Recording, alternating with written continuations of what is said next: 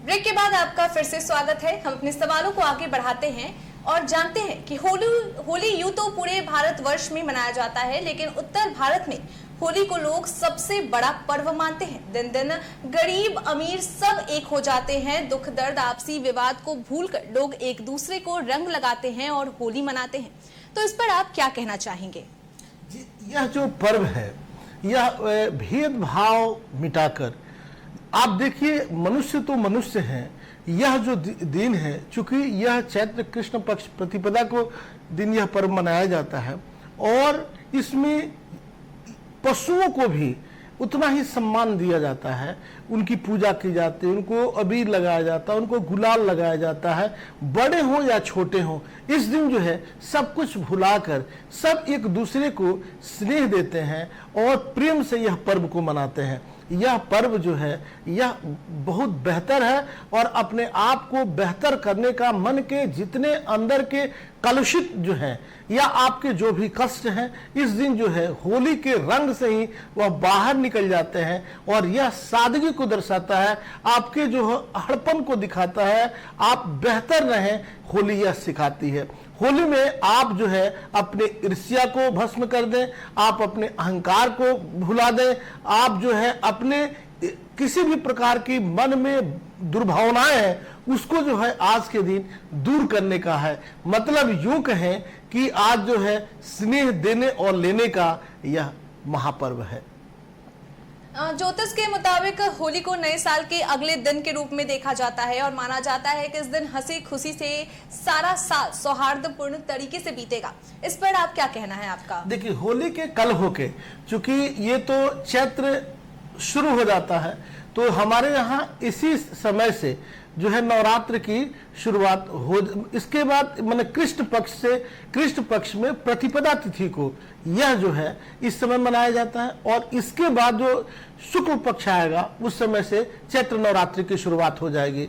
तो यह जो है नए साल के लिए, एक वर्षों के लिए भी अपने आप को बेहतर करने के लिए दुख तकलीफ कष्ट बीमारी सब न हो और आप बेहतर करें, तो होलिका में इस सब को दहन करके, इस सब को डाल के, जैसे होलिका जो हिरण्यकश्यपु की बहन थी और वह प्रहलाद को जलाना चाहती थी, चूंकि होलिका के पास उतने सारे उसको आशीर्वाद प्राप्त थे कि वह किसी भी प्रकार का कोई भी वस्त्र पहनती तो किसी को कुछ नहीं हो पाता। तो ठीक उसी प्रकार आपको कोई परेशानी ना हो, कोई कष्ट ना हो, तो यह पर्व जो है आपको होलिका में सारे आपके कष्ट भस्म हो जाए और एक वर्ष तक, पूरे वर्ष तक, जब तक अगली होली नहीं आती है, आप निरोगवान रहें, आप प्रेममय रहें, सौहार्दपूर्ण रहें, सौहार्द देते रहें, सौहार्द लेते रहें, बड़े और छोटों का ख्याल रखें और आशीर्वाद दें और आशीर्वाद लें। मतलब यूं कहें कि एक वर्ष का टॉपअप जो है आपको मिल जाता है, फिर अगली होली में, फिर होलिका के समय से आपको फिर वही पूजा पाठ करना शुरू हो जाएगा। इसलिए विधिवत जो है यह आनंद का पर्व है। इसमें जो है कोई बहुत पूजा पाठ की होली के दिन जरूरत नहीं होती। देखिए, हमारे यहाँ जितने पर्व हैं सब में पूजा पाठ होती है, लेकिन होली जो है यह मानव से मानव को जोड़ने का, आदमी से आदमी को जोड़ने का, यह जो है स्नेह देने का, एक दूसरे के प्रति भरोसा का, भाईचारा का, प्रेम का, स्नेह का यह पर्व है। इसलिए इस दिन जो है जैसे भी हो, आप जो है अपने जो मन के, आपने जैसे इस वर्ष हमसे ये गलतियां हुई, मुझे ये परेशान किया, उन सभी चीजों को भुलाकर आप नए वर्ष के लिए एक नई ऊर्जा के साथ, एक नई उष्मा के साथ, मधुर वर्ष के लिए आप अगले वर्ष में कदम रखेंगे। और निश्चित रूप से अगर आप इन सब चीजों का ध्यान रखते हैं तो आने वाला वर्ष जो है आपके लिए बड़ा सुखद और उन्नतिकारक होगा। त्रिपाठी जी, होली और होलिका दहन के दिन हमारे दर्शकों को किन किन बातों की सावधानी रखनी चाहिए? क्योंकि ऐसा माना जाता है कि नवविवाहिता महिला को ससुराल में होली नहीं मनानी चाहिए। तो इस पर आप हमारे दर्शकों को क्या कहना चाहेंगे? जी, इस दिन जो है ससुराल में नहीं मनानी चाहिए। तो होली जो है यह तो सुख का है और निश्चित रूप से अगर आप नवविवाहिता हैं और आप वहां गई हैं तो पहली होली है, तो पहली होली तो आप पति के साथ मनाएंगी ना, तो निश्चित रूप से आपकी शादी हुई है तो होली आप उनके साथ मनाएं है, और इस दिन हंसी खुशी के साथ सभी का स्नेह प्राप्त करें और आपके जीवन में खुशियों की होली हो, इसलिए बड़ों का आशीर्वाद लें और छोटों के ऊपर अपना स्नेह जरूर रखें। होली को लेकर धार्मिक तौर पर हमारे दर्शकों को किन किन सावधानियों को बरतना चाहिए? और एक सवाल मेरे मन में भी उठ रहा है कि होली और ज्योतिष का क्या संबंध है, दोनों एक दूसरे से कैसे जुड़े हुए हैं, आप कृपया ये हमें बताएं। देखिए, ये जो पर्व है, कोई भी चीज जो है हमारे धार्मिक ग्रंथों, हमारे सनातन से जुड़ा हुआ है। आपको बता दें कि यह जो पर्व है वह चूंकि ज्योतिष भी है, यह भी लैंगिक कैलकुलेशन पे निर्धारित है, और कोई भी पर्व है वह नक्षत्र के पे ही आधारित है, वह मुहूर्त पे ही आधारित है, वह तिथि पे ही आधारित है। चूंकि यह हम लोग होलिका की बात कर रहे हैं कि 10:38 पर ही होलिका दहन होगा, तो ये 9 बजे क्यों नहीं बोल रहे हैं, एक दिन पहले क्यों नहीं बोल रहे हैं? मतलब हमारे यहाँ तिथि और नक्षत्र के अनुसार ही पर्व जो है वह निर्धारित किए जाते हैं। तो ज्योतिष और इसका तो बिल्कुल सामंजस्य है। जैसे आप हिंदी में पिता बोले और अंग्रेजी में फादर बोले, मतलब दोनों एक ही, दोनों एक दूसरे के पूरक हैं। इसके बिना, ज्योतिष के बिना और गणना के बिना कोई पर्व नहीं है। जैसे हमारे हिंदुस्तान का हृदय संविधान है, उसी प्रकार हमारे पर्वों का जो है, हमारे सनातन का आधार और हृदय जो है वह ज्योतिष है, वह गणना है, वह नक्षत्र है और वह तिथि है।